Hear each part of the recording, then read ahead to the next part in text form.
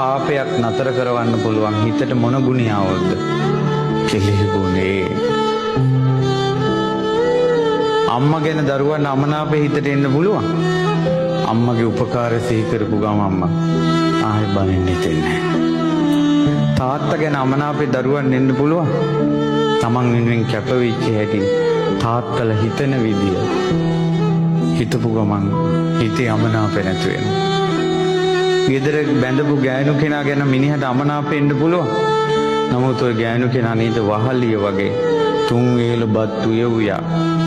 රිදි හොදා ළමා ලපටි බලාගෙන ගේ දොර අස්පස් කරගෙන සමිති සමාගම් වලට ගිහිල්ලා ශ්‍රමදාන වලට ගිහිල්ලා මොන දුකක් විඳලා හරි Taman ඇවිදගෙන එනකොට තේ කෝප්පි ටික ළඟට දෙන්න ඊළඟට බත් ටික ළඟට දෙන්න ඉන්න ඔය ගෑණි නේද?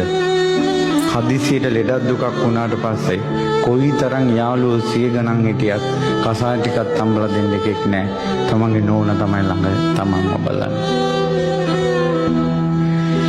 ඒක මිනිස්සයාට කල්පනා කරන්න පුළුවන් වුණොත් බිරිඳ ගැන කෙලෙහි ගුණය ආය බිරිඳව මරා ගන්න හදාගන්නේ. ඉවසනවා ගෑනුන්ගේ හිතුවම තමයි. ඒ චරිත ස්වභාව මතුවෙනවනේ.